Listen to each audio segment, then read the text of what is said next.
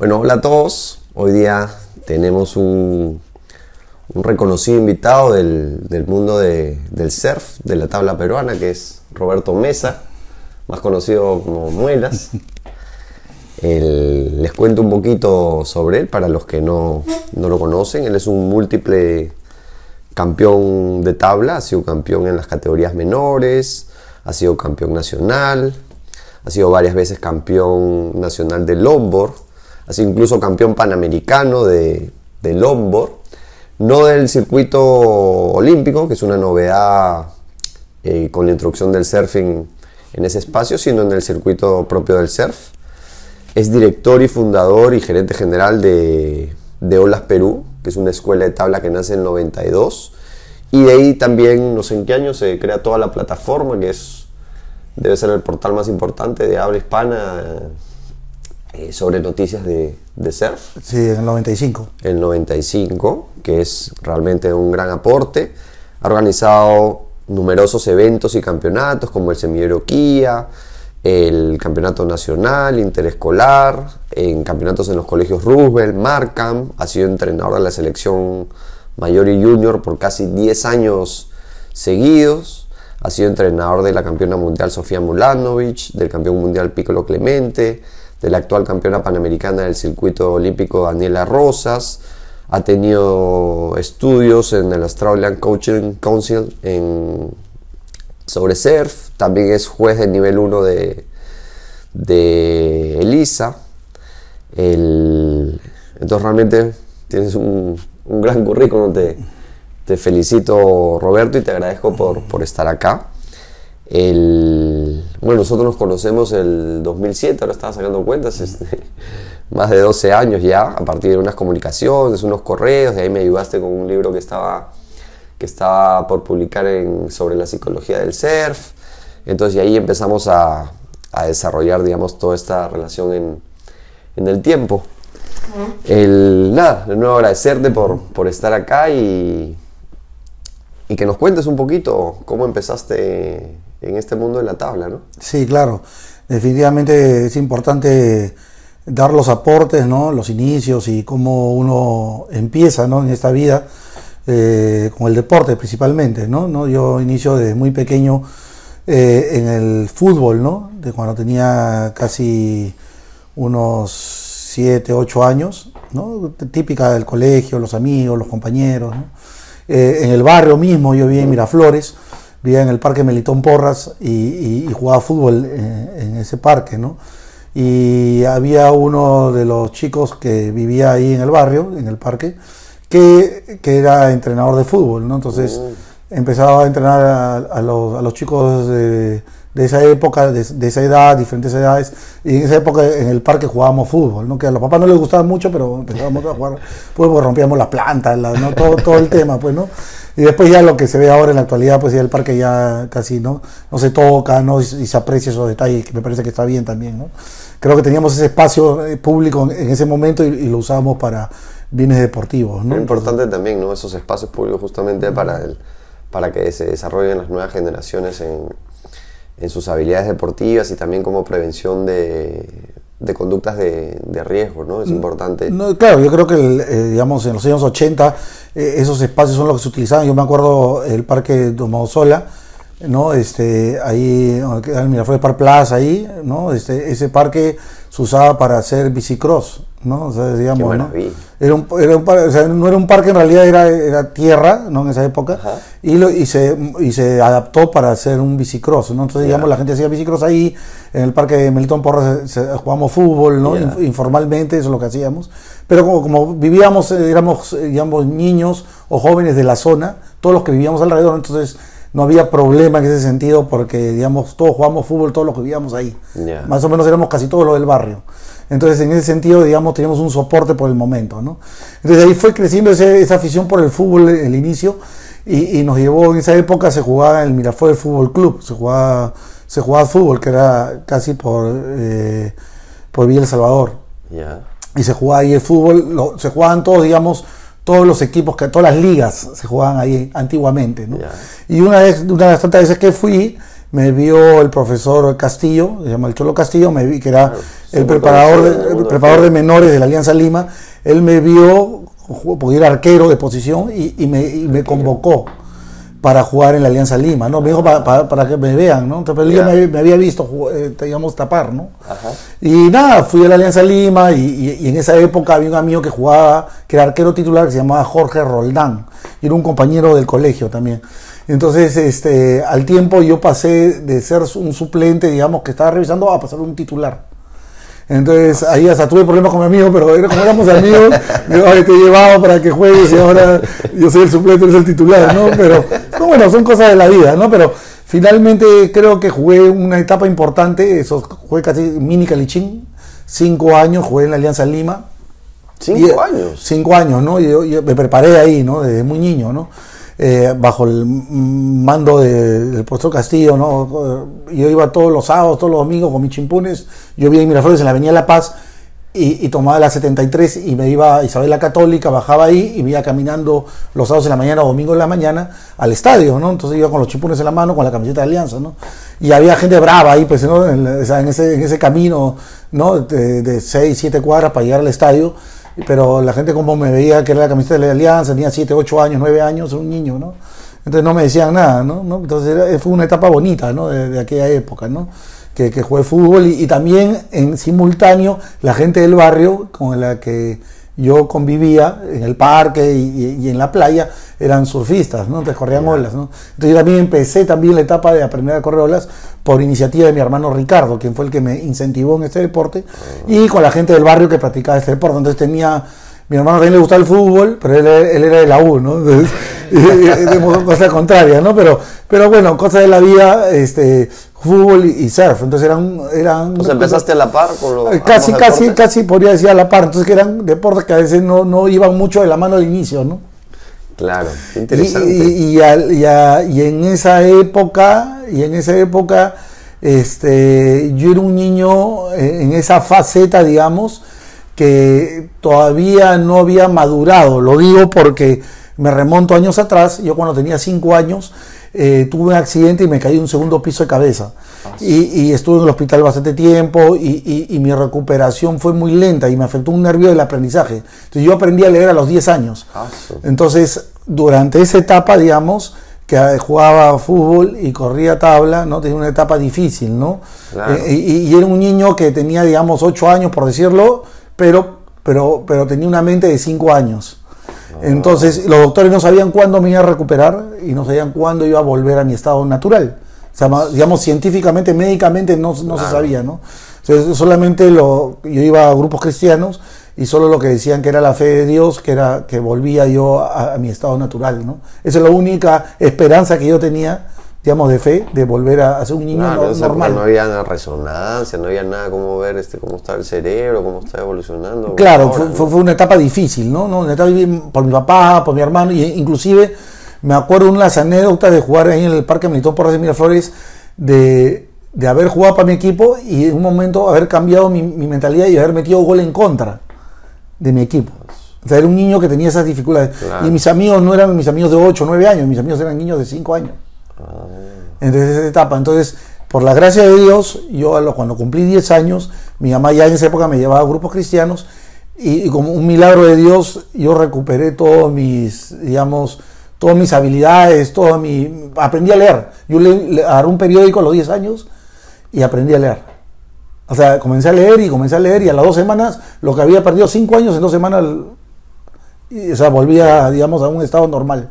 Pero de lo que entiendo, además, digamos, tu familia estuvo ahí, o sea, no era que tiró la toalla, sino estaban apoyándote, estaban acompañándote, estaban ayudándote. Fue un soporte, en todo en este proceso. Y difícil, ¿no? Porque, o sea, con el papá. Difícil para ti, para ellos, para todo el entorno, pero qué importante eso de no aflojar, de no tirar la toalla, ¿no? De, como dices, oye, tener esa fe, seguir trabajando, seguir acompañándote, que las cosas van a dar, y a veces uno no dice, oye, no avanza, y uno dice, como dices, golpe, ¡pop!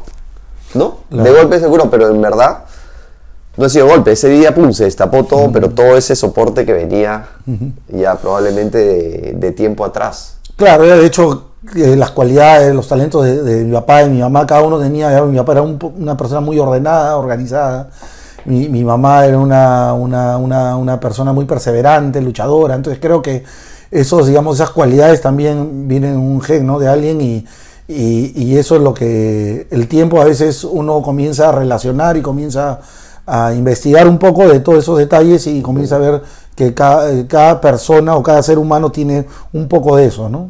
Pero qué bonita historia y qué bonito entorno y soporte que has tenido. Digamos, si no nos hubiéramos privado todos nosotros de todo lo que has hecho después, de todo lo que has aportado. Claro, porque al surfing peruano, el deporte peruano. Definitivamente, porque a veces tú ves a un chico desarrollarse de forma natural, de forma normal, digamos, y lograr de repente ciertos, ¿no?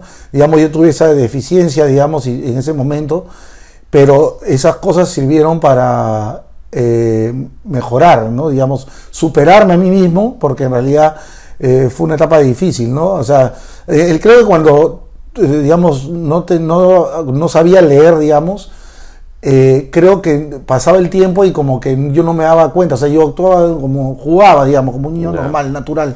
Pero creo que cuando ya me recupero y comienzo a analizar todo este tema, comienzo a ver atrás, ¿no? Todo lo que ha pasado y todo lo que se ha ido acumulando y se ha ido ganando, ¿no? Porque en realidad es una forma positiva, interactiva de cómo he ido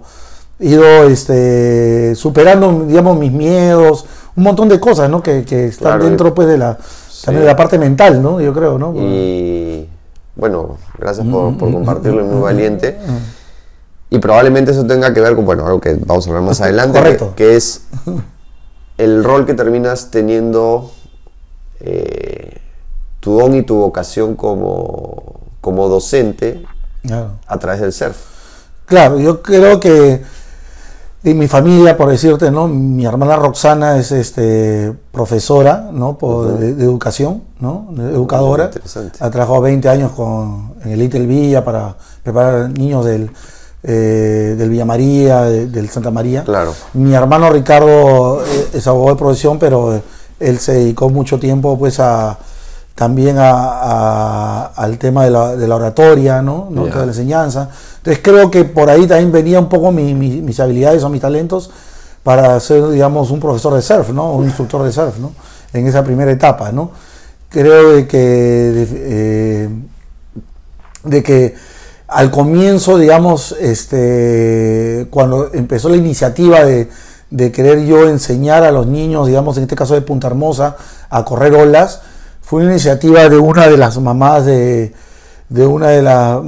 Punta Hermosa, que es la señora Inés Aljovín, ¿no? De Mulanovich, quien con otra mamá que era mi vecina, la señora Chabela, fueron las que me incentivaron para poder enseñarle a sus hijas. Sí. Ese fue el primer paso, digamos, ¿no? Entonces como que genial. Yo ese año 91 yo había sido campeón nacional en Perú y había ganado también la Copa del Pacífico, que había ganado en Chile, había ganado en Ecuador y había ganado en Perú, ¿no? Entonces en enero del 1992 esta mamá me comenzaron a incentivar, ¿no? A decirme que les puede enseñar a sus hijas. Entonces dije, yo tenía 21 años, ¿no? Era joven, ¿no? En esa época, ¿no? Entonces dije, bueno, pues, ¿no? Algo novedoso, ¿no? Para mí, ¿no? Entonces comencé a aprender también de ellos, ¿no? De los mismos niños, de lo que había visto un poco, y comencé también un poco a leer, un poco a observar otras escuelas y ver en otros lugares del mundo, ¿no? O sea, porque en ese momento, digamos, la primera, digamos, escuela de entrenamiento la tenía el Gordo Barreda, ¿no? Le enseñaba a Charles Espejo, a Magula Rosa, ¿no? Juan Manuel Segarra y un grupo de chicos, ¿no? Inclusive Titi de Col, ¿no? Y Miguel Escorber, ¿no? Nombres que me acuerdo, ¿no? De aquella época, ¿no? Y yo creo que los llevaba a correr y los corregía y los veía, ¿no? No había el bioanálisis, ese tipo de cosas, pero él hacía digamos, una enseñanza muy, muy directa, ¿no? Entonces era muy visible, ¿no? Y eso es lo que yo veía, ¿no? Entonces, pero no había una escuela de cómo aprender a correr olas, ¿no? Digamos, ¿no? O había un amigo, una amiga que te enseñaba, pero que te llevan a la playa, métete a correr, claro. Pero no había algo formal, digamos, ¿no? A ver, ahí, bueno, está súper interesante eso. Antes de ahondar un poquito en eso, quería que regresemos un poco a a lo que me decías, bueno, habías tenido este accidente, estabas hasta con los 10 años, aprendes a leer y de ahí, ¿cómo es tu desarrollo en el surfing? ¿Dejas el fútbol? De ahí, ¿cómo vas desarrollándote en el surfing en general en esos años de tu vida? Claro, cuando ya practicaba surf y practicaba el fútbol, o sea, me daba calambres cuando iba a jugar fútbol, entonces, digamos que no complementaba al inicio, ¿no? Entonces, y no complementó, ¿no? Finalmente tuve que tomar una decisión, ¿no? Entonces, como la mayoría de mis amigos del barrio y los que estudiaban en el colegio practicaban surf, más en esa época, entonces mi tendencia fue más hacia el surf, ¿no? ¿No? Más hacia el surf que más que hacia el fútbol. Entonces, como que, digamos, el fútbol era mucho más masivo, más es más, yo te podría decir pues que fue una de mis pasiones, pero el surf fue el que me llamó más la atención en ese momento, creo. Y fue donde, y cuando yo empecé a practicar ya habían otros niños practicando, digamos, y que competían ya. Entonces yo comencé en esa etapa no solamente a aprender a surfear, sino que también había la etapa de la competencia. Entonces, pero el comienzo fue duro porque en la categoría que yo quería competir, que era la categoría 8 o 12 años, había unos niños como Aldo Sixia, habían los hermanos Villacaba, habían los hermanos que vivían en Punta Hermosa, ya Guillermo, ¿no? Y ahí también me olvidó el apellido, pero ellos son de Punta Hermosa y ellos corrían más que yo, ¿no? Saúl Royf, después están Alex Mulanovich, nombres que me acuerdo de esa época, ¿no? Y ellos corrían más que yo, ¿no? Entonces yo cuando quería competir con ellos no llegaba ni con las justas a la semifinal, ¿no? No era difícil, ¿no? Esa etapa, ¿no? Pero fue bonito porque yo perseveré en el tiempo, ¿no? Entré a la categoría 13, 14 años, entonces ya con más experiencia, digamos, ¿no? Con más horas en el mar, y eso también me ayudó mucho, tanto de que ya ellos nunca me pudieron ganar en esa categoría. ¿Ah, sí? Fue loco, entonces ya no querían ni ir a competir. ¿Ya? Porque ya no me podían ganar, o sea, ya mi preparación fue tan fuerte, tan intensa, de que cuando esa categoría casi todos los campeonatos interescolares o nacionales que habían ya era imparable, ya no pudieron superar mi primer lugar, digamos. Eso es bien interesante para los que puedan escuchar o los chicos que ahora compiten o están desarrollándose o más adelante o los que forman. Y a veces hay como esa tendencia de facilista, ¿no? Yo quiero pasarla bien, yo quiero ganar y no quiero tener una situación desagradable, una situación de disconfort, y más bien lo que nos está diciendo, oye, tuve este accidente, me costó el tema del colegio, me costó aprender a leer, entré al surfing un poco tarde porque también estaba con el fútbol, entonces no le podía dedicar todo el tiempo y te costó en la primera categoría, pero perseveraste y de ahí es que evolucionaste. Entonces, también entender que es un proceso de desarrollo y que esa situación de disconfort, de no tener lo que tú quieres en ese momento, si se lleva adecuadamente, termina siendo gasolina para poder crecer, desarrollarte en, bueno, en este caso el surf o en lo que tú quieras, ¿no? Que las cosas realmente, cuando uno quiere desarrollar un talento, una capacidad, toma tiempo, y esas dificultades más bien lo que te dan es un feedback, una retroalimentación de qué cosas hay que ir ajustando en el camino, ¿no? Entonces no tienes miedo de decir, oye, ¿verdad? Corrían mejor que yo. Claro. Entonces hay que seguir trabajando, hay que seguir esforzándose y no te desanimaste, ¿no? Sino, claro. Y ahí tú dices más bien que les volteaste la tortilla, ¿no? Que... Claro, lo que yo creo es que también es como cuando uno tiene un hijo, ¿no? Tienes hijos, uno tiene hijos, no hay un manual, ¿no? Así entonces tú comienzas a analizar todos esos detalles y ves, o sea, en mi caso, o sea, creo que fue fundamental el soporte de mi hermano, ¿no? Porque él era muy perseverante, luchador y iba adelante. Entonces, ¿cuántos años te llevaba tu hermano? 4 años más, ¿no? Para la edad de menores, ¿no? Y mi mamá era la que me motivaba y ella me llevaba, por decirte, a las 5 de la mañana me llevaba a la playa, en su Volkswagen. Me llevaba a las 5 de la mañana a la playa. Entonces yo corría de 5 de la mañana hasta, o sea, cuando amanecía, pues no un cuarto para las 6, corría casi de noche hasta las 7. Y de ahí me iba al colegio. No, eso es clave, ¿no? O entonces sea, eso, la familia... claro, y eso fue un trabajo de hormiga. Yo hacía mis tareas en los recreos. En vez de estar jugando con mis compañeros, claro, yo hacía mis tareas. O sea, también jugaba, ¿no? Como cualquier niño. Pero, digamos, sabía cuál era mi prioridad. ¿No te encantaba el surf? Claro, me encantaba. Entonces yo hacía mis tareas en los recreos. Ya. Y de ahí, en la tarde, en vez de ir a estudiar como niño normal, ¿no? O no, iba a correr olas. Ya. Entonces corría olas en la tarde y volvía, digamos, a las 7 de la noche a mi casa y me ponía a estudiar de lo que ya las tareas que había hecho, Ya. ¿no? Entonces, digamos, tenía una metodología de cómo me envolvía todo eso, ¿no? Ya, eso es importantísimo, porque, ¿no? Por ejemplo, bueno, imagino que tu hermano sería un poco como te da 4 años, como que tu ídolo, tu referente, ¿no? Claro, claro. De alguna manera, y él estaba ahí empujándote, apoyándote, y tu mamá, o sea, desde esa organización logística que te lleva a las 5 de la mañana a correr, que lleva al colegio, entonces, para desarrollar un deportista es muy importante el apoyo de los papás. Sí. Es fundamental. El error que a veces se confunde es cuando ya, que es una línea delgada entre apoyar y presionar, Claro. ¿no? Entonces hay que apoyar, hay que acompañar, hay que contener, hay que darle lo mejor que se pueda, pero hay que tener cuidado de no caer en el otro lado, ya convertirlo en una presión, en una exigencia, y a veces, como digo, no hay que ver el bosque y no quedarte ahí mirando nomás la flor, ¿no? Porque algunos creen que como que ganar un campeonato más o menos es el fin del mundo, en vez de levantar la mirada y entender que es un proceso, y en ese camino de desarrollo ganarás campeonatos, perderás campeonatos, y es parte de ese proceso de desarrollo y de aprendizaje, ¿no? En los primeros años yo creo que es fundamental el tema de jugar, ¿no? Con el deporte, ¿no? O sea, no de entrar específicamente a la competencia, ¿no? Sino que invitar a que a mejorar de repente la técnica, o a tratar de que se divierta con otros amigos, que consiga partners, con otros compañeros o compañeras que jueguen en su entorno, digamos, ¿no? Porque creo que eso es primordial para encontrarle pues la pasión o la diversión a algo bonito, ¿no? Porque al final uno va a hacer un deporte porque le encanta, porque le gusta, no va porque se siente presionado o se siente, digamos, que alguien te dice que tiene que hacerlo porque tiene que cumplir cierta tarea, ¿no? Sino uno lo hace porque le nace a la persona, igualito como la enseñanza, uno tiene que nacerte, ¿no? Tiene que nacerte de forma natural para que tú establezcas, pues, digamos, los detalles al final, ¿no? Y comiences a capacitarte también alrededor, ¿no? Sí, lo que pasa es que a veces lo que sucede es que, como ven un potencial, el chico crece y los papás a veces se entusiasman con los mejores deseos y van entrando en una actitud a veces excesivamente competitiva en vez de entender y ver el proceso. Lo que estás hablando es muy importante.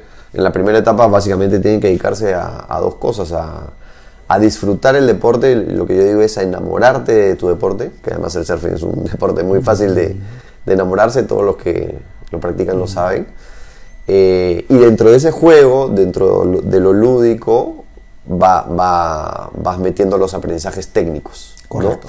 Y estás vinculando algo también bien importante, que es todo ese espacio social, amical, de compartir, ¿no? Entonces hay que entender que cuando tú compites tienes que desarrollar 4 áreas: la parte técnica, la parte táctica, la parte física y la parte psicológica. Correcto. Entonces muchas veces la frustración es que, uy, mi hijo corre buenazo, y cuando pasan, claro, corría buenazo free surfing, sin tiempo, sin presiones, sin jueces, y lo hace muy bien, y pasa a competir y dice, no sé qué pasa, mi hijo no compite bien. Tu hijo solo ha practicado una de las 4 habilidades que necesita todo deportista, que es la parte técnica. Entonces de ahí suelen empezar a trabajar un poquito la parte táctica, la estrategia, cómo se compite, cómo se agarran las olas, cómo son las marcas, los puntajes, correr para los jueces y demás. De ahí, bueno, muchas veces desarrollan la parte física. Lo que suele ser más sencillo para los chicos es primero la parte surfing, de la parte física. La parte táctica les cuesta un poquito más porque requiere tiempo también de maduración para entender. Y la parte psicológica que también es uno de los que se desarrolla más adelante, porque muchas veces en edades tempranas, con la diferencia técnica, puedes ganar, o la competencia no es tan intensa, porque hay una base mayor de chicos con un nivel no tan alto conforme va subiendo en la pirámide de exigencia de categorías, ¿no? O cuando, por ejemplo, muchas veces ponen en juego su autoestima, es decir, evalúan qué tan buenos son en su surfing en función al resultado, sin ponerse a observar que, oye, es otro juego, ¿no? Tú puedes ser un buenazo corriendo tabla, pero no necesariamente ser un buen competidor. Entonces, y son habilidades que se trabajan y que se desarrollan con el tiempo, ¿no? Entonces, qué importante lo que mencionas de de tener esa paciencia, ese acompañamiento y cuidar las etapas de desarrollo de los chicos, ¿no? No, claro, y importante porque también la experiencia te da eso, ¿no? De saber cómo, cuando ves a un chico, la parte técnica, cómo corregirlo, cómo transmitirle eso, ¿no? Y la parte física también, ¿no? Saber cuáles son sus habilidades. Hay gente, pues, que en la parte técnica, digamos, tienen dificultades y hay que corregirlas, ¿no? Y hay gente que en la parte física también que de repente tienen los movimientos muy duros o son demasiado flexibles, claro. Entonces digamos se va uno al extremo, ¿no? Pero creo que la parte táctica ya es una parte donde la mente también trabaja mucho por el tema estratégico más, sí, ¿no? Claro. Y el tema psicológico, como venías mencionando, para mí es uno de los primordiales porque puedes tener, digamos, buen físico, puedes tener muy trabajado tu parte técnica, pero si mentalmente no estás fuerte para lograr los objetivos o trabajar con todas esas, digamos, con todo ese estrés o todo ese grado de presión, entonces no estás listo todavía, ¿no? Claro. Digamos, ¿no? Y va madurando también, ¿no? Sí, claro. En cada área, ¿no? Pero creo que la área, yo he tenido casos, por decirte, de chicos de que de repente no eran tan habilidosos corriendo bolas, pero eran muy fuertes mentalmente, claro. ¿No?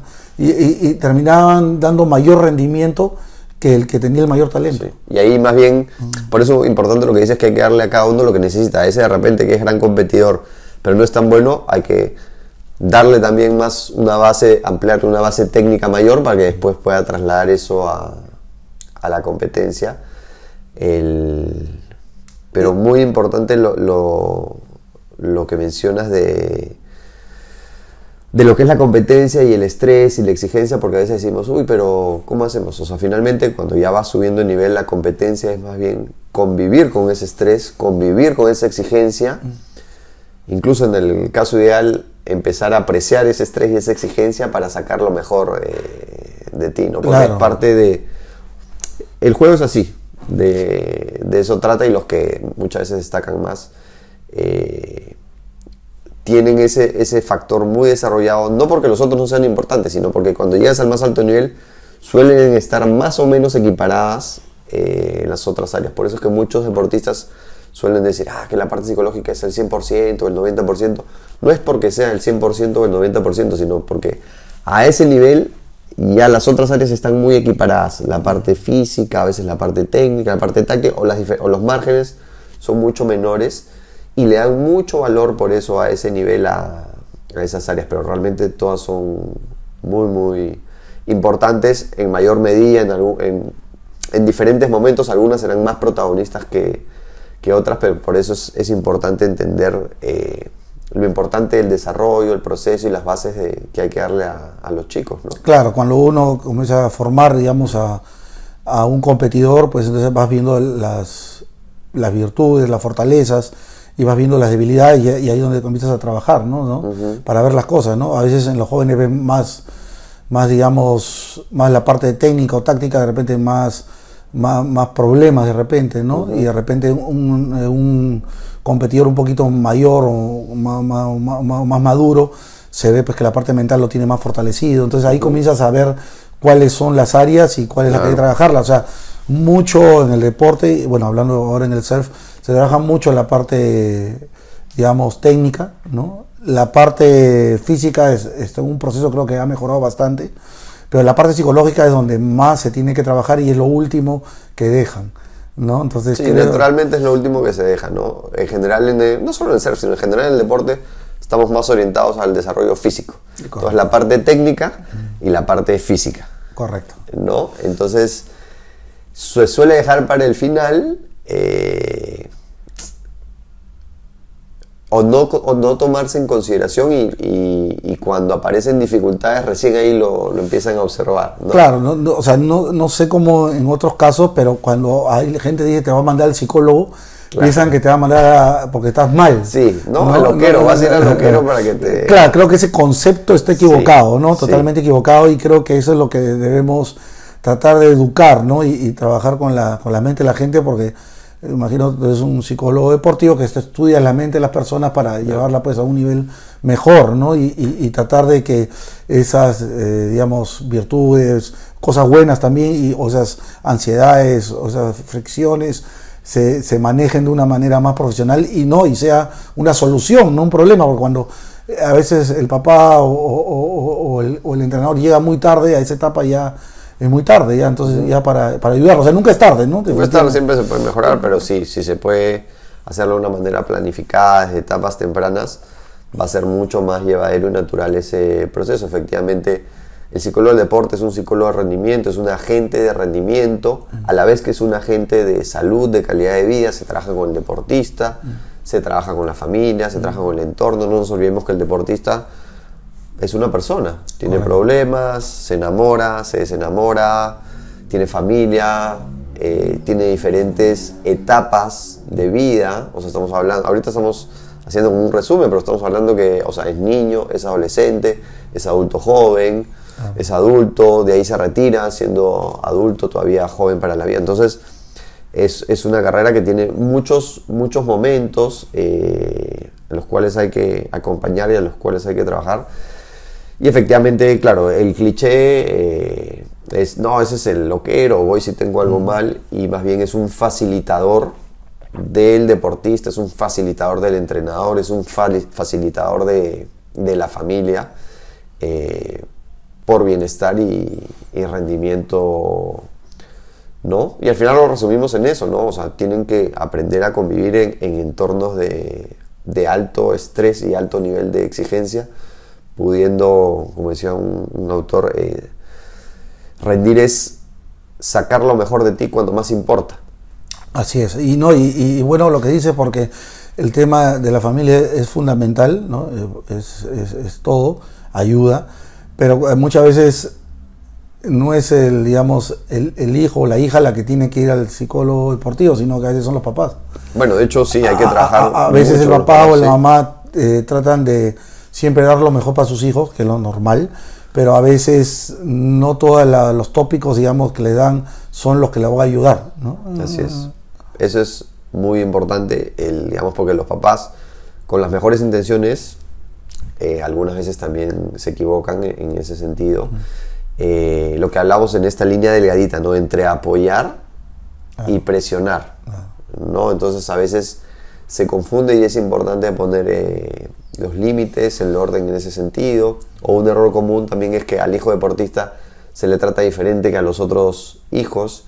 Entonces de repente las normas pueden ser más flexibles con ellos, los límites, sin que necesariamente esto sea bueno para ellos. Entonces hay un montón de factores a tomar en cuenta. Y el ideal es un trabajo, un enfoque integral. Y de hecho cuando tú estás hablando de tu desarrollo deportivo, aparecen todos estos temas, ¿no? De repente en esa época pues no hay lo que se tiene ahora, y me imagino que ahora te parecerá maravilloso, increíble, pucha. Imagínate haber tenido esas cosas hace... No, sí, y es así, o sea, y en muchos países también están un poco retrasados de repente en esos temas, ¿no? Yo he entrenado también a la selección de Ecuador por muchos años y también pasaba de que ellos tenían también, no tenían, digamos, la plataforma, entonces de hecho tenían que adaptarse, ¿no? O sea, habían, digamos, pero físicos bien, ¿no? Porque genérico, y explicarles los movimientos del deporte, claro, ¿no? O tienen psicólogo deportivo, pero es un cubano que es especialista pues en deporte, pero nunca ha hecho con surf. Claro. Entonces todo eso hay que adaptarse y hay que modularlo y hay que tratar de hacerlo de forma correcta para que le sirva al deportista finalmente, ¿no? Al surfista o al tablista, que al final es al que hay que llegar, ¿no? Claro.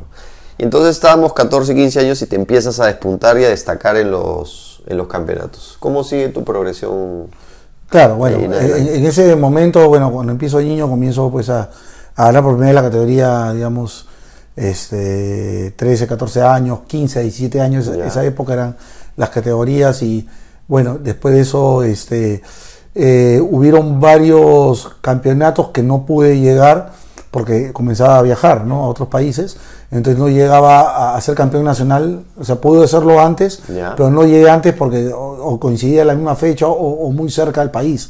Entonces no es que te ibas a un país y te quedabas una semana y regresabas como ahora, sino antes ibas y te quedabas un mes, pues otras semanas, disfrutabas. O sea, te ibas a Europa y te quedabas 3 meses. Pues, los pasajes no costan lo que cuestan ahora, no había tantos vuelos como hay ahora, era otra realidad. Otra realidad, te iba a Europa y o sea, digamos, dormíamos en carpas, o sea, en lugares especializados, pero con carpa, con tus baños, todo, entonces eran lugares más económicos, ¿no? Entonces definitivamente en esa etapa logré el campeón, o sea, he sido campeón interescolar, campeón interclubes, después he sido campeón nacional en el año 91, ¿no? de tabla chica, y después en esa etapa quedé segundo, tercero, varias de estas, como te comenté, como viajaba ya no pude llegar a ser campeón nacional más en esa categoría, pero en el longboard fue un inicio porque vi corriendo a otros tablistas como Max de la Rosa, lo vi corriendo longboard y me gustó mucho cómo corría y decía de repente yo lo puedo hacer, ¿no? Y fue así como que viendo y observando comencé a practicar me acuerdo un verano en Cerro Azul, como iba a enseñar a correr olas, también me hice un longboard y comencé a practicar. Y fue después de ese verano que comencé a competir y me comencé a ir bien, ¿no? Y me di cuenta de que tenía cualidades para correr longboard, ¿no? Ah, qué maravilla. Justo que hablas de Cerro Azul, ahí, bueno, el que me encantaba, que tenía un estilo lindo para mí, era el hermano del Gordo Barrea. Carlos Barrea, el doctor, el Flaco Barrea. Sí. Claro, es indiscutible, claro, yo lo miraba también, ¿no? Porque la forma como lo hacía. La gracia era impresionante. Claro, era un artista en la tabla, ¿no? Era muy talentoso, ¿no? Y lo hacía de una forma muy natural, o sea, lo veía fácil hacerlo en realidad, ¿no? Y muy sutil, muy así, y que decía, qué bonito, ¿no? O sea, era agradable verlo en realidad. Entonces, de ahí ya estamos entrando, o sea, ahí ¿hacías en simultáneo o fuiste dejando la tabla corta por...?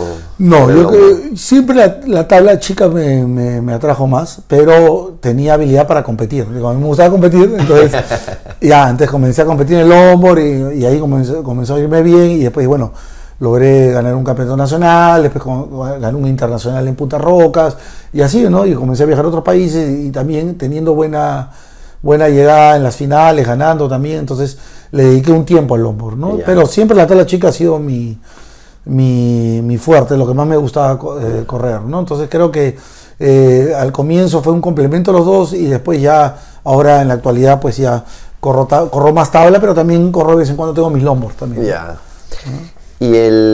Y entonces por esos años, ahora sí regresamos al año 91, que estas dos mamás te proponen un poco entrenar a sus hijas. Así es, fue una iniciativa porque entonces me dijeron que me veían que era de Punta Hermosa, que había salido campeón nacional, me veían que era serio y que era bueno para sus hijas. Entonces dijeron, ya, pues te vamos a pagar una plata, unos $50 al mes y para que le enseñes 2 veces por semana o 3 veces por semana. Le dije, y en realidad más que por el dinero, el simple hecho de empezar algo diferente, ¿no? Y ellas se les veía motivadas que quería que yo lo haga, ¿no? Entonces juntamos un grupo de 4 o 5, estaba también Matías Mulanovich, estaba Ignacio Bedoya, estaba Flavio Petris, es la primera promoción, digámoslo, ¿no? José Gómez, ¿no? Sebastián de Romaña, los hermanos Castañeto, ¿no? Joaquín. ¿Cuál José Gómez? ¿Jarita? Sí, Jarita, Joaquín y Jerónimo Castañeto, entonces, digamos, una primera promoción, digamos, ¿no? Y empecé a enseñar. Pues, ¿qué tal los nombres? Sí, comencé a enseñar, ¿no? Entonces, a ellos, ahí en la puntilla, y la mamá te quería que los lleve a Cerro Azul y a San Bartolo. Entonces llevaba a San Bartolo un día, otro día a Cerro Azul, y en mi Volkswagen no entraban ya, pues, ¿no? El escarabajo era muy chiquito, ¿no? Entonces ya me iban a buscar a mi casa y me los llevaba a todos a correr. Entonces la mamá de Sofía Mulanovich, el señor Inés, me dice que ella tiene su camioneta Mercedes y que se me la prestaba para llevarlos. Entonces ella era petrolera, entonces iba y venía, me pagaba la gasolina y me pagaba mi plata. Y yo dije, ya, vamos a empezar, le digo, ¿no? Vamos a iniciar, ¿no? Y así empezó todo esto, y cuando ya habían pasado 2 meses, los niños querían campeonato. Entonces digo, pues si tienen 2 meses corriendo, ¿quieren campeonato? Entonces, como historia de la vida, ¿no? Dije, pucha, bueno, pues entonces, en realidad como nunca había organizado un campeonato, nunca había habido un campeonato, pero nunca lo había organizado diferente. Entonces conseguí un contacto en Bacus que se llama Alex Jubicic, rubio. Y este señor Alex Jubicic era amigo de mi hermano y se conocía en la Universidad de Lima. Y entonces lo fui a buscar. ¿No? Fui un día el lunes, ¿no? A decirle, oye, quiero organizar un campeonato para los niños. Entonces fui con mi carta, todo formal, ¿no?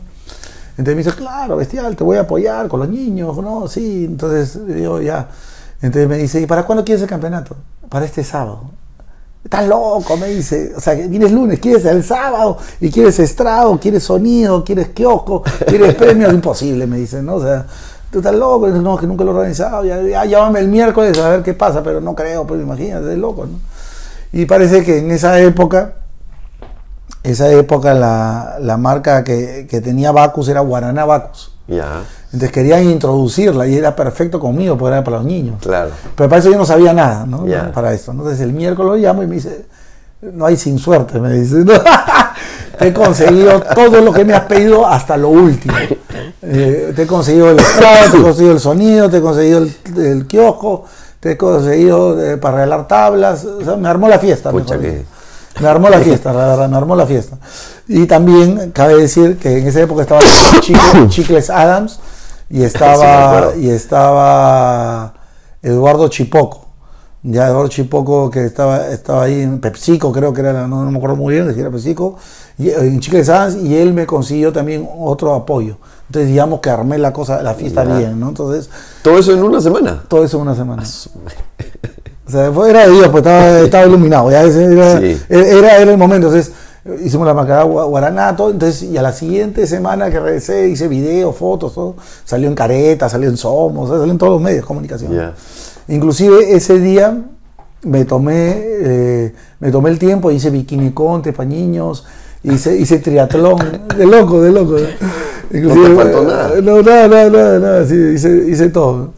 Y nada.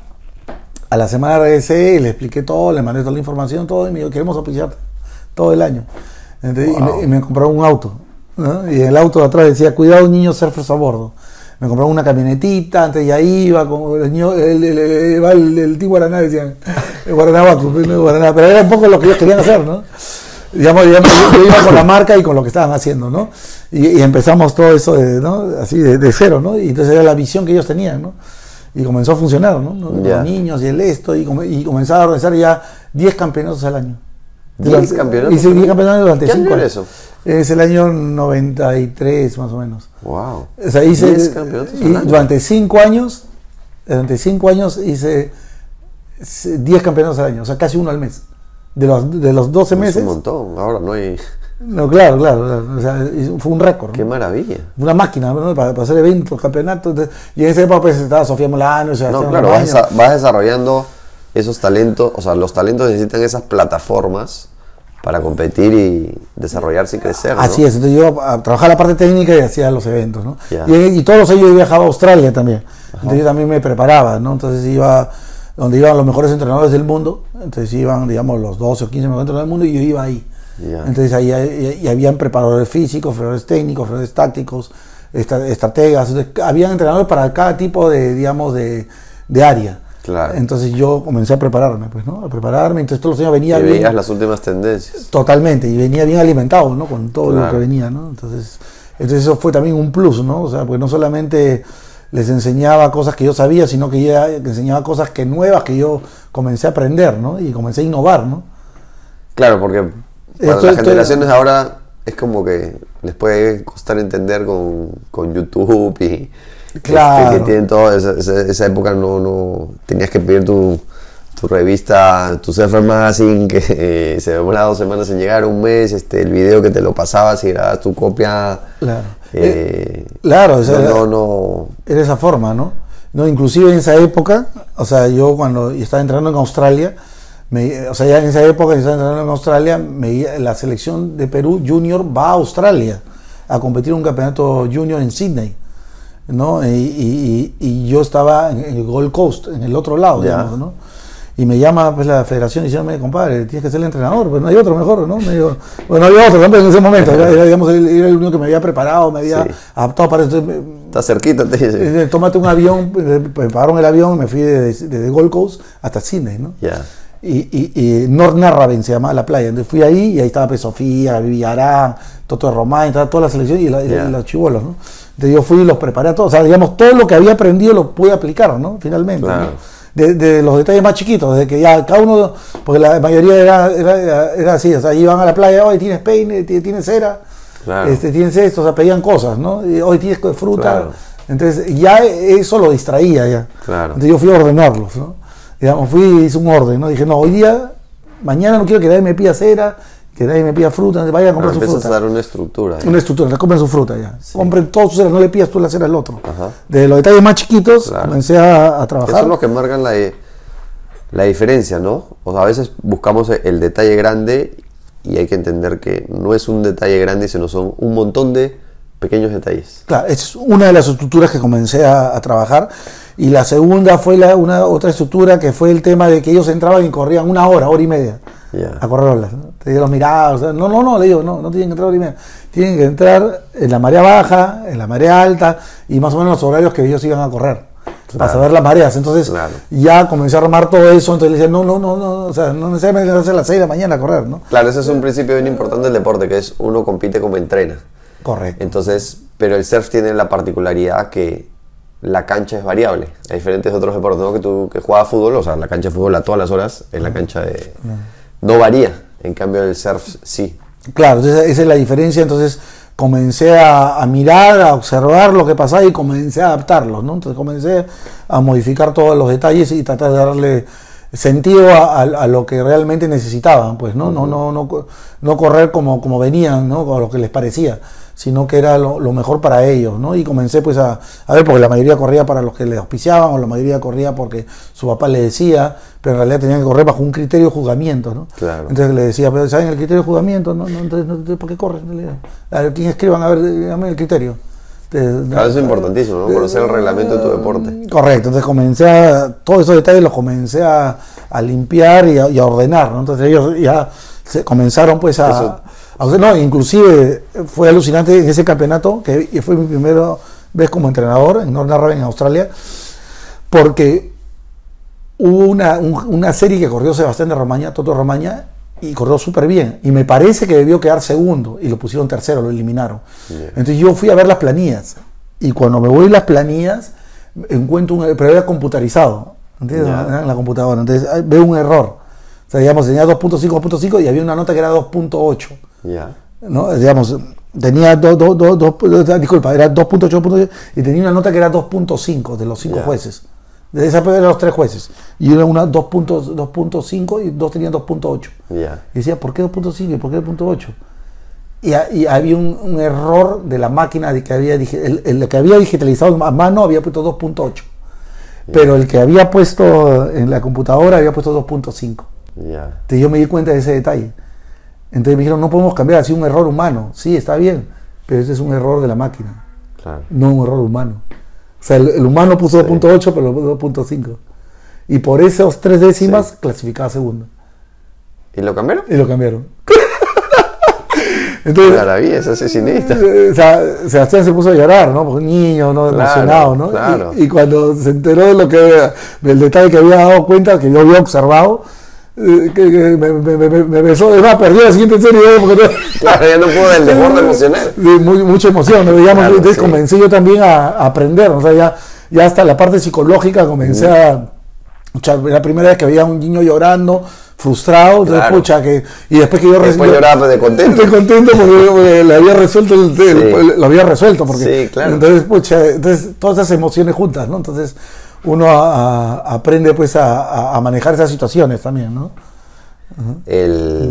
Claro, porque a veces uno cree, no, el entrenador ya va, dirige su hit y ya está, no, o sea, el entrenador es mucho más amplio, mucho más que un entrenador, ¿no? O sea, porque está en esos detalles, está en la convivencia, está acompañando, está educando, está corrigiendo, está manejando los diferentes estados emocionales de los chicos, propios además de la competencia, alegría, cólera, frustración. Entonces hay que ayudarlos a desarrollarse y a regularse en esos entornos, ¿no? Y aparte vas aprendiendo las cualidades y tienes que estudiar también, o sea, claro. Si un entrenador tiene debilidades por ciertas cosas, por su carácter, digamos, o su forma de ser, o sea, es difícil, justo hablábamos el otro día que es difícil que el entrenador, digamos, es como un profesor de colegio, ¿no? Yo le pongo un ejemplo. Que es muy difícil que los alumnos sean amigos del profesor del colegio, ¿no? O sea, es difícil por el entorno y la situación. Es lo mismo que un entrenador no puede ser tan amigo como quisieras. pero definitivamente tienes que saber cómo manejar esas situaciones de acuerdo a tus fortalezas, ¿sabes? Porque hay entrenadores que son buenos para niños, para niños, para adultos, para jóvenes, entonces hay también entrenadores que se adaptan también a todo tipo de competidor, y hay que saber cómo manejar las situaciones de acuerdo a las cualidades que tienes, ¿no? Pero es bien importante lo que dices, porque, y en eso se parece un poco a los psicólogos, que ustedes son su propia herramienta de trabajo. Entonces, ustedes tienen que manejar también toda una carga emocional, porque estamos hablando de las emociones de los chicos, pero el entrenador también tiene toda una carga de emociones, tiene una serie de expectativas, también tiene unas presiones y unas exigencias de resultados, porque es el responsable finalmente de todo esto. Y qué importante lo que dices de tener claro ese desarrollo profesional, si lo ves como una profesión, o sea, que no solo significa, oye, te enseño la técnica que es espectacular, te enseño la táctica que es espectacular, sino entender que cómo tienes que aprender a gestionar tus propias emociones, cómo te acercas a uno, cómo te acercas a otro para diferentes edades, diferentes etapas, diferentes momentos. Estás contando, claro, la primera vez que tenía un niño que se me ponía a llorar, claro, pero 10 años después que te han llorado 50 niños es otra cosa.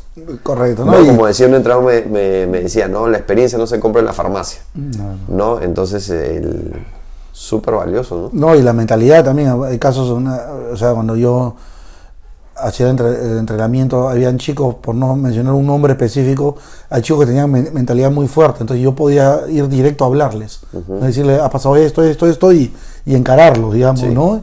Y confrontarlos y decirle cuáles son las cosas que han fallado directamente y que tienen que corregirlo, y que tienen la experiencia y no pueden fallar en esto, y darle soluciones, ¿no?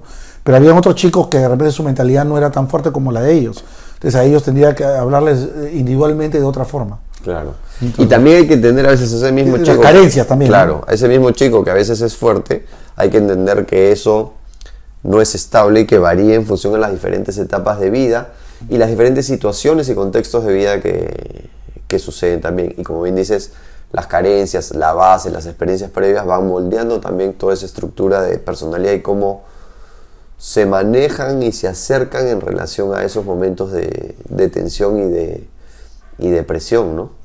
Claro, porque son etapas con los amigos, etapas con la familia, etapas individualmente, entonces cómo la mente, ¿no? O uno le pasa la cuenta, ¿no? De buena forma o de mala forma, y la toma de decisiones tiene consecuencias, ¿no? Positivas y negativas, entonces eso también hay que evaluarlo dentro después del paquete, digamos, ¿no? Con el cual uno está preparando, ¿no? Y de ahí entonces seguiste a la par todo esto, estabas como entrenador desarrollando tu escuela Olas Perú y a la par te entrenabas y te metiste más de lleno al longboard. Sí, claro, dejé, digamos, un poco la parte competitiva para dedicarme a la etapa de entrenador, digamos. No creo que ahí corté, porque la época de los 80 o 90 no había tanto soporte o apoyo, o sea, siempre ha sido el apoyo de los padres, ¿no? Pero era duro, entonces definitivamente tuve que tomar un camino y era dedicarme a trabajar, pues, ¿no? Y a salir adelante, ¿no? Porque creo que eso, por ahí fui, ¿no? Y fue una etapa también difícil porque todo era nuevo, o sea, comencé a hacer cosas nuevas, desde los contratos de surf, ¿no? O sea, hasta las cosas más mínimas, contratar un abogado que sea surfer y que sea abogado y que adapte todas las cosas al surf, ¿no? Hasta esas cosas mínimas se tuvo que hacer, ¿no? Y hacer, fue una contribución también al deporte, ¿no? Definitivamente al surf específicamente en el Perú. Y creo de que estuve vinculado mucho con el tema de la enseñanza por el mismo... Fue de una forma natural, creo que comencé a transmitir mi experiencia, ¿no? O sea, no nació, digamos, no fue obligado, sino fue todas las cosas se dieron para que funcione de una manera adecuada, ¿no? Entonces creo que eso es lo más bonito como el deporte, ¿no? Cuando uno corre sin que nadie te presione, de forma natural, hasta que compites, pues, y tienes que tener todas estas presiones. Pero cuando enseñas tienes que tener, pues, digamos, tienes que tener las cualidades y gustarte y tener pasión para enseñar, ¿no? No se trata del dinero o del tiempo, sino se trata de algo muy personal, ¿no? Sí, no, bueno, esa vocación es importante porque esa vocación es lo que te impulsa a mejorar, a crecer, a esforzarte, a ser un entrenador que trabajo también, ¿no? Decía, el buen entrenador siempre es más que un entrenador. Así. ¿no? No es agarras, dictas tu clase y te vas y ya está y te desconectas. Sino el buen entrenador sabe cuál es el entorno de la familia del deportista, qué es lo que le pasa, qué es lo que sucede, trata de gestionar, de ver cómo ayudar. Entonces hay un interés que va más allá, ¿no? Y eso termina siendo determinante. No es solo técnicas más, técnicas menos, sino es ese extra de docente, de formador, de realmente brindar cariño finalmente. Correcto. ¿No? Porque uno vas y das lo mejor le das lo mejor de ti a esa persona. Y lo más valioso dentro de todo, ¿no? Que es tu tiempo, tu esfuerzo, tu dedicación, ¿no? Maravilloso. ¿Y cómo ves el desarrollo de la tabla? ¿De dónde venimos? ¿Cómo es nuestra historia? Bueno, de hecho venimos de muchas generaciones, ¿no? De varias generaciones atrás, impulsando primeramente el arte de correr olas, ¿no? Porque al final se desarrolla de esa manera, ¿no? Sus inicios son así, ¿no? O sea, de una forma natural, no como un deporte, sino como de una forma que ven el mar y entran al agua y corren olas y se desplazan primeramente, pues, los primeros pues, en Hawái, ¿no? En la era moderna, ¿no? Y después se va difundiendo pues a California y a los demás países, ¿no? En el mundo, desarrollando un deporte bonito, vistoso, ¿no? Y se va creando todo este deporte pues ya en tema más formal, ¿no? Pero creo que en el Perú ha habido diferentes etapas, ¿no? Y también la parte política, la parte económica, todo va involucrado porque va teniendo ese crecimiento, ¿no? De tiempo, ¿no? Y creo de que siempre se vinculó mucho el estar con las drogas, ¿no? En varias décadas, ¿no? Entonces creo que eso fue un tema equivocado, porque sí, de hecho, como todos los deportes, hay gente que lo hace y no lo hace, ¿no?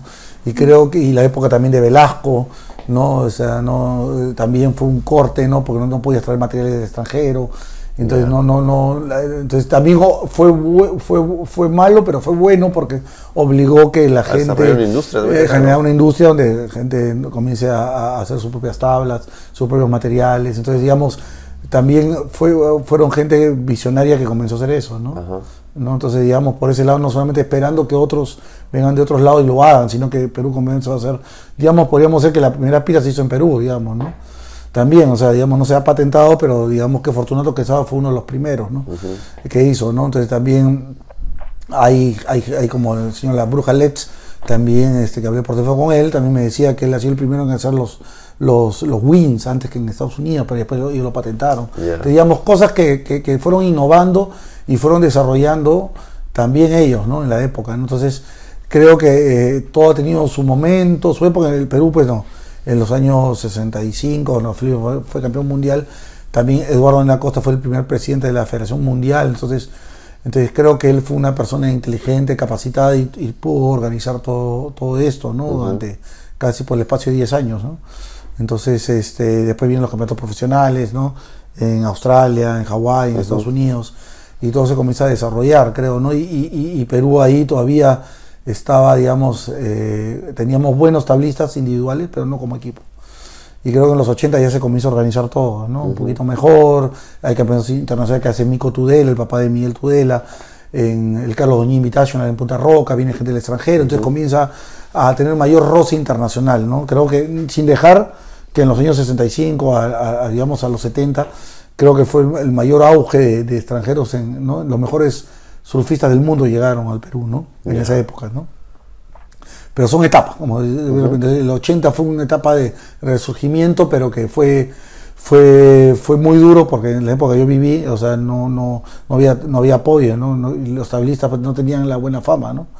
Y yo creo que en la etapa ya de Sofía Mulanovich hacia adelante, yo creo que fue una etapa ya de frutos, ¿no? Vamos a sembrar la imagen también se dio que era pues la mujer siempre fue la oprimida, el macho, el hombre latino, el hombre peruano, y la mujer siempre quedó relegada. Creo que Sofía entró en ese contexto, si no me equivoco, como que la figura de la mujer que ganadora, campeona, y creo que ahí fue una etapa importante, creo, de Sofía hacia no solamente el Perú, Latinoamérica, sino hacia el mundo, ¿no? Y creo que ella fue una tablista y una persona influyente, ¿no? Entonces que marcó una etapa, ¿no?, en la vida, y que hizo que los tablistas y, digamos, las personas que no corrían olas cambiaron su forma de pensar, ¿no?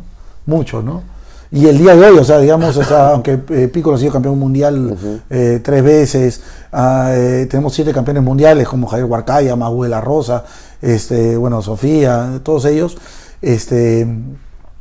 creo de que los Panamericanos han tenido una plataforma, digamos, de imagen visual, digamos, que no se veía antes, ¿no? Sí. Yo tuve la experiencia de estar 2 días en Canal 2, ¿no?, en Latina, y poder estar en los comentarios, ¿no? Y encontrarme con gente que no tiene nada relacionado con el surf, una gente de Ancash, de Huaraz. Sí. Me encontré una vez, hace unos días, y me decía que había entendido por primera vez cómo Piccolo caminaba en la tabla y ponía los 5 dedos o los 10 dedos, y cómo retrocedía y la estabilidad que se mantenía. O sea, él entendió la dificultad del deporte y cómo lo practicábamos, que antes nunca lo pudo entender. No, pero ha sido genial la transmisión en vivo que has participado. Entonces no recuerdo un evento de esa magnitud que te han dado, porque eso es todo el domingo, ¿no? O sea, sí, toda una plataforma así para que puedas explicar todo lo que es el surf, porque claro, la gente que escucha el surf, ganó el surf, pero... Claro, muchas veces no tiene, digamos, de repente la popularidad del fútbol, entonces es importante esos espacios para que acercar a la gente a ese deporte que nos ha dado tanto y que si se amplía esa base nos puede dar aún mucho más. No, definitivamente, y aparte, hablando de la historia, pues hay íconos, ¿no? Felipe Pomar marcó un ícono, ¿no?, mundial, siendo el primer campeón mundial peruano, ¿no? Entonces, después marcaron ciertas etapas, el Chino Malpartida, el Gordo Barreda, íconos que han ido marcando la historia y que han ido calando, ¿no?, en el deporte, ¿no? O sea, pero no solamente por el tema de los tablistas, ¿no?, de los surfistas, sino que también por el tema específicamente de la organización, de los peruanos como organizadores. Creo que hemos dado un impacto, ¿no? Bueno, el caso de Carlos Neuhaus, ¿no?, Karim Sierralta, todos ellos han sido organizadores y gente que han estado fomentando, ¿no?, el deporte, y creo que hay que decir las cosas con nombre y apellido, ¿no? Han sido fundamental. El caso de también antiguamente Pepe Wheeler, que en paz descanse, él también era un buen organizador de eventos. José Antonio Esquiafino también, un buen organizador. Entonces, también los campeones mundiales o panamericanos, que podamos decirlo en la era moderna, se debe también porque hay un equipo de organizadores de clase mundial, ¿no? Que también eso es bien importante, ¿no? Porque han complementado, digamos. No solo han complementado, sino que les han dado las facilidades para que esto se pueda desarrollar. O sea, no es que mencionas Carlos Neuhaus, no es casualidad, pero las que no saben, él fue también antes presidente de la Federación Peruana de Tabla, de la FENTA, y en ese mandato, si no me equivoco, logramos un título mundial, que es el primer título mundial por equipos fuera de Perú. Correcto, sí. ¿No? ¿Estoy en lo correcto? Y después él organiza los Panamericanos, entonces no es cosa menor. Claro, ¿no? Entonces eso le da una estructura, un soporte a esta comunidad para que pueda crecer y desarrollarse, porque el deportista es muy complicado que pueda desarrollarse sin ese soporte, sin esa estructura. Ya mencionabas, oye, estábamos ahí, pero era difícil en los años 80, o sea, estamos hablando del terrorismo, estamos hablando de la hiperinflación, de ahí, bueno, el gran resultado deportivo que tuvimos en esos años fue en el 88, el subcampeonato olímpico de vóley. De ahí los 90 creo que tuvo un impacto muy fuerte. Bueno, es una hipótesis que hace tiempo vengo dándole vueltas. El tema de desarrollo, digamos, de que el país se estancó y tuvo que crecer económicamente, políticamente. Entonces casi no aparecen resultados deportivos. Aparece, creo, en el 9-4 Jaime Isa, que ya estaba, que tuvo un gran resultado ese año, que le ganó a Pete Sampras en el Abierto de Estados Unidos, si no me equivoco. A fin de esa década aparece Lucho Horna, paras de contar, y el 2004 es como que gana Sofía Moranes, campeona del mundo, y fue como que un boom, no solo para el surf, sino en general. Mucha gente no sabía que era el surf, pero sabía que era campeón del mundo, entonces lo que importaba inclusive no sabía ni siquiera un deporte, ¿no? O sea, estaban, claro, se ha ido organizando todo ese tema, ¿no? Ha sido un proceso, pero claro, así como hay que formar directivos o gente que esté bien organizada para lograr campeones mundiales o panamericanos, como se quiera decir, también hay el tema de los entrenadores. Yo cuando empecé a entrenar, yo estaba solo, digamos, ¿no? Era, digamos, un entrenador formal porque venía de Australia, formado allá, digamos, y tratar de adaptarlo a Perú, ¿no? Y ahí trabajé como 10 años como entrenador de la selección de Perú y ahí mismo se comenzaron a formar. El mismo Gabriel Aramburu se sale de la cantera donde yo comencé a formar, ¿no? Javier Suen también, ¿no?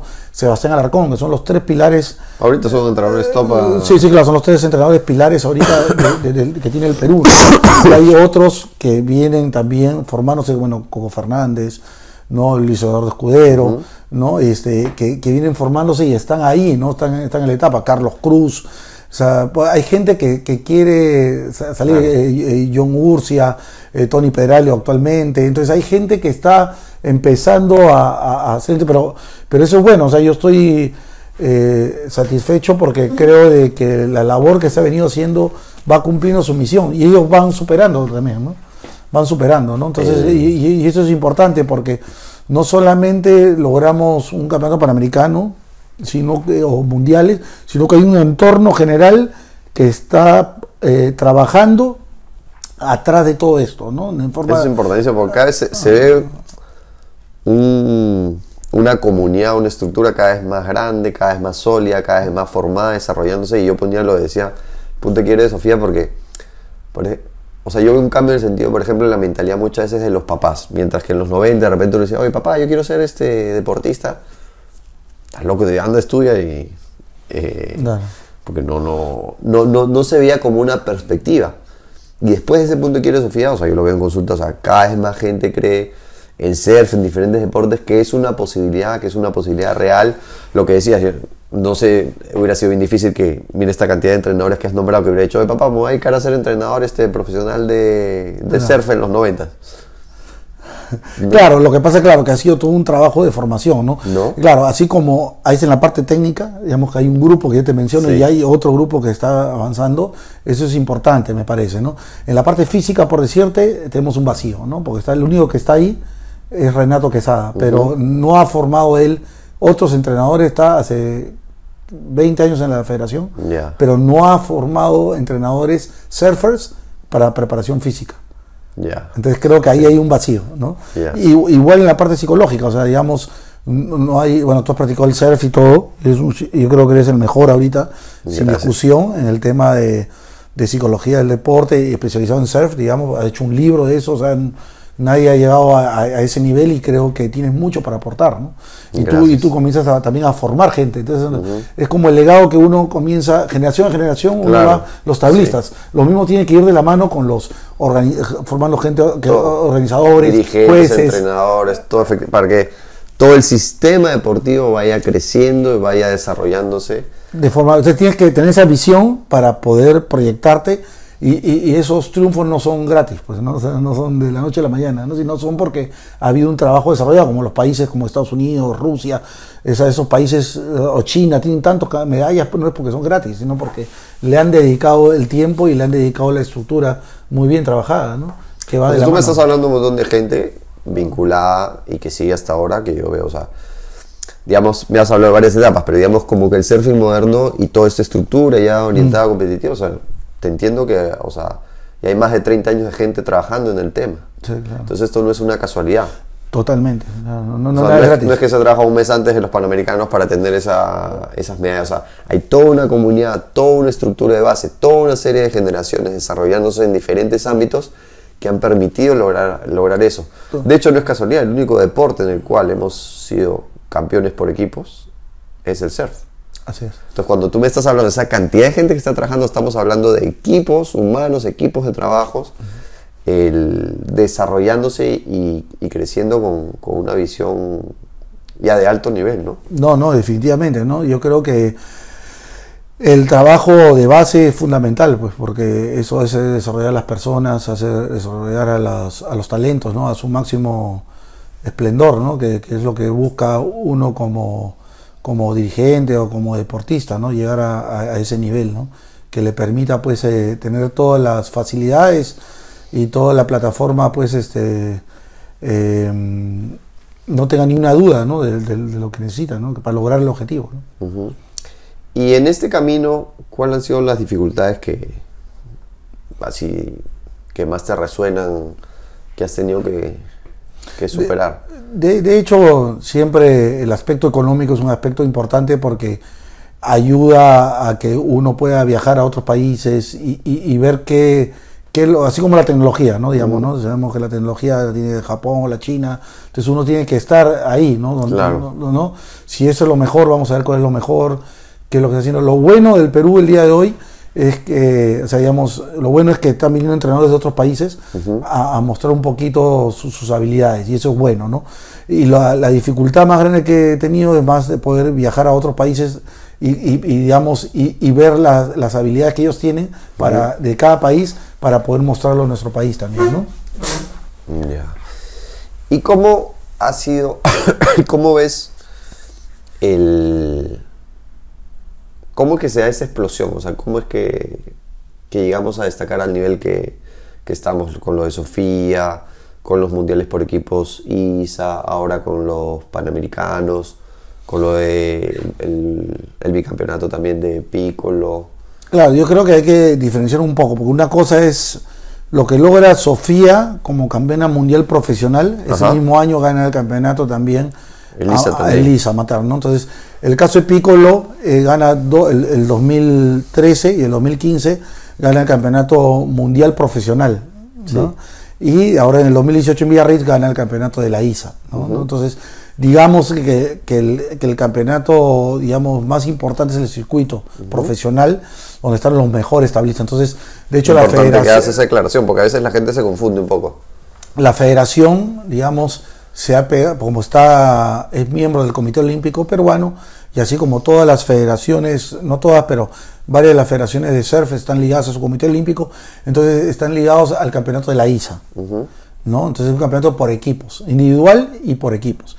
Entonces, ¿qué quiere decir? Entonces ellos, bajo ese formato, que es un formato olímpico, han ido avanzando a través de los años, donde Fernando Aguirre, que es el presidente de la ISA hace más de 20 años, porque viene a hacer un trabajo muy bueno, ha logrado que el deporte del surf, solamente en la categoría Open hombres y Open mujeres, ¿no?, sea olímpico, ¿no?, para Tokio 2020. Entonces creo que ese es el camino que ha seguido la federación hacia ese rumbo, digamos, ¿no? Y ha tenido el éxito que ha tenido en los Panamericanos, ¿no? O sea, no de la noche a la mañana.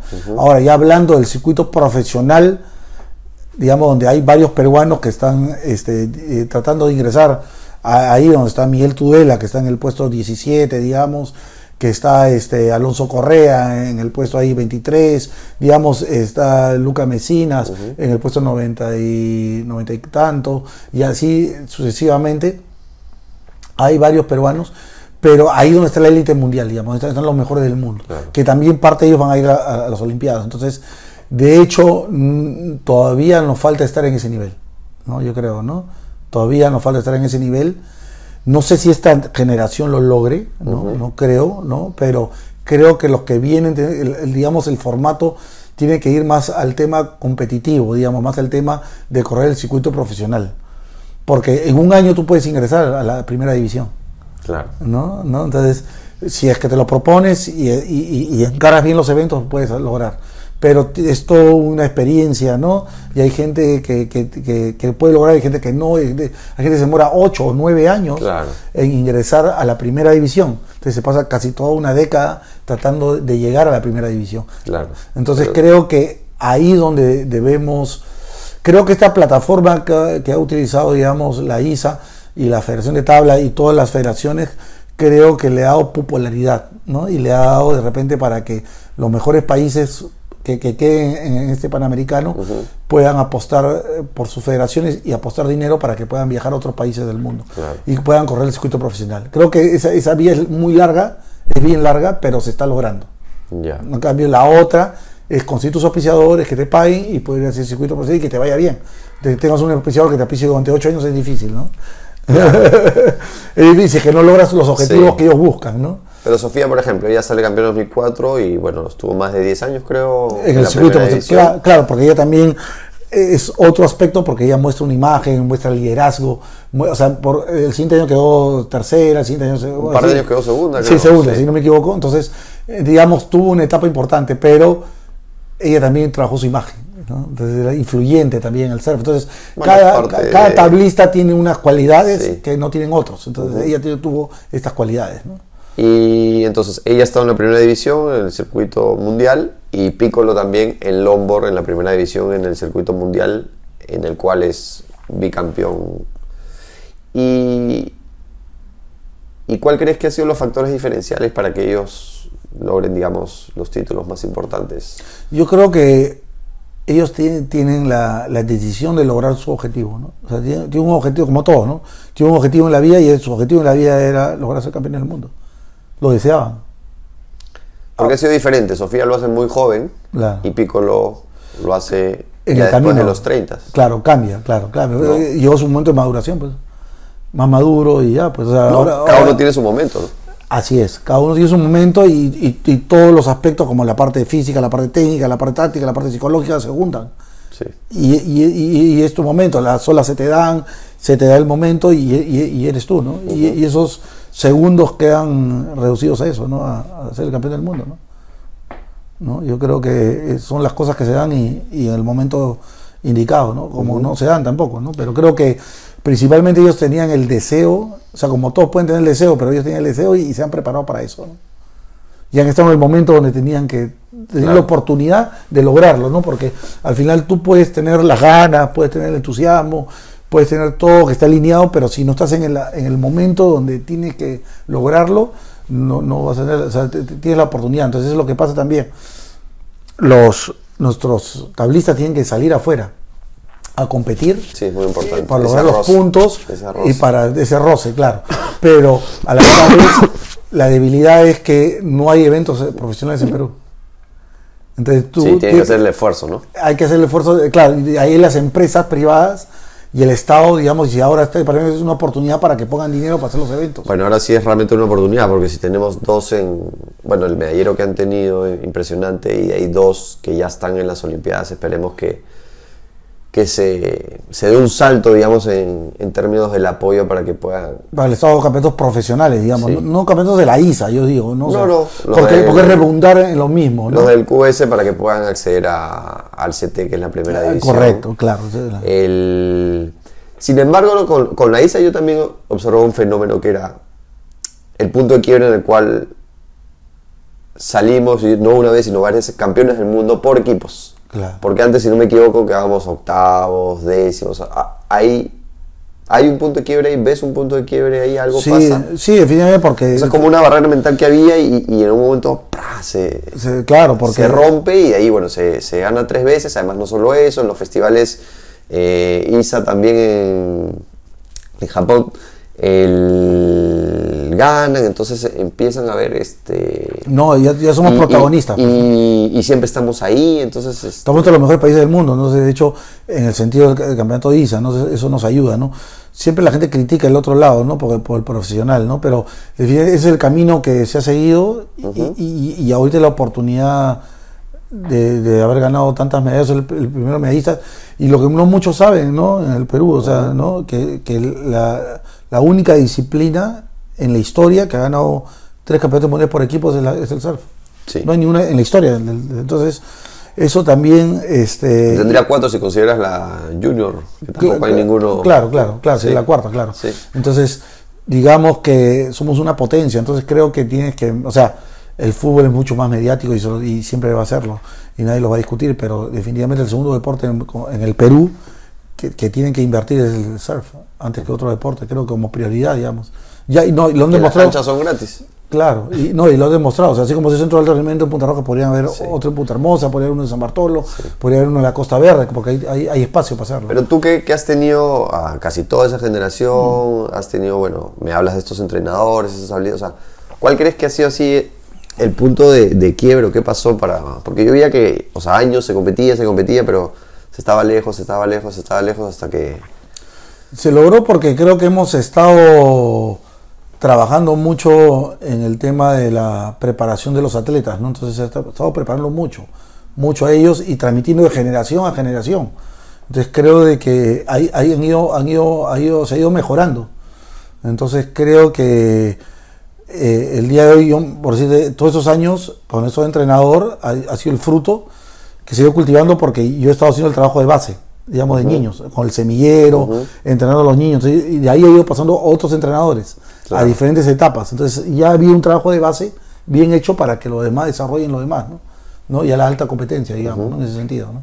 Entonces creo que se ha ido formando a través de varias personas, ¿no? De entrenadores que han ido formulando, pues, digamos, los buenos conceptos de entrenamiento, ¿no? De coaching, ¿no? Creo que eso ha sido importante, ¿no? Y eso también ha ido de la mano con los jueces, con la cantidad de eventos al año,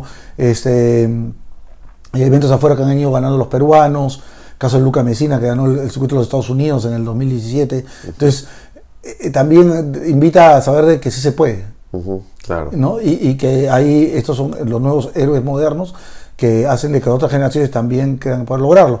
Como el día de hoy, ponemos una realidad, es el tema de Brasil, pues, ¿no? O sea, Brasil, los brasileros el día de hoy tienen 11 en el circuito mundial.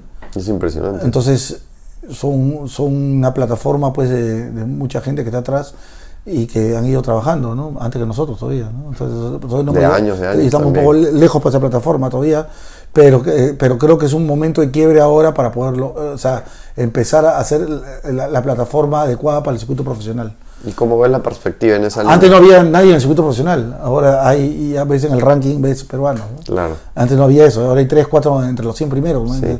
O sea, antes no, ni eso. Que están viajando bastante, ¿no? Claro, es que es la forma, o sea, yo creo que ahora el IPD y la federación tienen que, imagino, con todas estas cosas que buenas que está pasando el deporte del surf, tienen que invitarlo a organizar campeonatos profesionales en Perú o empezar a que viajen todos con el dinero que le dan al deportista, ¿no? Y esperemos que la empresa privada, porque digamos hay que asumir una realidad que es, o sea, el IPD no, las dos cosas no tiene tantos mano. recursos, efectivamente tiene que ir en la mano, entonces esperemos que la empresa privada los vea como una opción justamente para invertir y para ser abanderados de sus marcas. Claro. ¿No? Pero tú sabes también que el IPD mide a través de las medallas, ¿no? O sea que si sí. tú ves países que tienen la medalla, o sea, es muy claro eso, o sea, ¿no? O sea, tiene 3 medallas de oro, 3 medallas de plata, una de bronce, digamos, es el primer país, el primer deporte que ha logrado el surf, tantas medallas, tienen que darle, sí, pues, claro, una cuota, digamos, de dinero para desarrollar el deporte a todo, no, y además, si miras hacia atrás, o sea, es sumamente consistente, o sea, van cambiando los nombres. Claro. Y se sigue estando en el... Y sin ir muy lejos, porque es una realidad, si tú ves el fútbol en las Olimpiadas, o sea, a mí me gusta el fútbol todo, pero ha perdido con Jamaica, ha perdido con Honduras, con países inferiores, digamos, ¿no? O sea, sin menospreciar esos países que imagino que han hecho un trabajo que no tienen base. Tanta tradición. Claro, o sea, podría tener muy mediático el fútbol, sí, pero desgraciadamente no le ha dado los resultados, sí, que se esperaba. Entonces hay que hacer un cambio en el deporte, ¿no? Totalmente de generacional y todo eso, ¿no? Y ver cuáles son las situaciones, ¿no? O sea, bueno, cuando nosotros no nos iba bien, veíamos cuáles son los cambios. Son los entrenadores, son los corredores, claro, es la generación. Entonces comienzas a hacer una evaluación general, son las mentes, son ellos, ¿no? Nosotros, sin tener muy pocos recursos, hemos logrado mucho. Sí, bueno, sí, hay modelos que, por ejemplo, Colombia, ¿no? Invierte mucho en tiene segmentados sus deportes y ya esos son los que, claro, les voy a invertir más porque, digamos, me va a generar un retorno resultado deportivo mucho. Y es la realidad, porque en la tabla medallera tú ves Colombia y dices 30 medallas. Sí, porque además no solo en los Panamericanos, sino a nivel olímpico, sí, también. Creo que en Sudamérica, creo que es uno, o sea, después de Brasil. Después de Brasil, sí, claro, efectivamente su modelo les funciona muy bien a ellos. Tenemos que encontrar cuál es el modelo que funcione mejor para nuestra idiosincrasia particular, ¿no? Porque otro de los errores que a veces tenemos que observo es que queremos replicar modelos de otros lados. Está bien aprender, tomar lo que está bueno, pero hay que entender que nuestra idiosincrasia es única y particular y tenemos que generar nuestro propio modelo, que es un poco también así como que dices hoy, creímos que podíamos, y sí se puede igual también creer en los diferentes profesionales de que podemos. O sea, oye, se ha podido organizar un Panamericano, los peruanos podemos hacer un Panamericano, podemos organizar los torneos, ¿no? Entonces, podemos organizar nuestro modelo para desarrollar, porque Porque un peruano no es un australiano, ni es un americano, ni un brasileño. Son realidades diferentes. Pensamos, sentimos, vivimos diferentes y hay que entender también esas diferencias en nuestra idiosincrasia. Y en esa línea, ¿cómo ves nuestra perspectiva?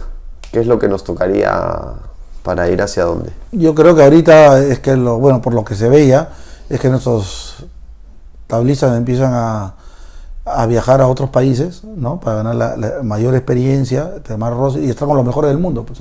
Tanto en la modalidad de tabla chica, hombres y mujeres, tanto en la modalidad longboard, por decirte ahora en longboard, y en pádel, también en race, en remadas. He visto ahora que en Chorrillos ha habido campeonato de race, promoviendo a niños, a jóvenes para que practiquen y ver talentos.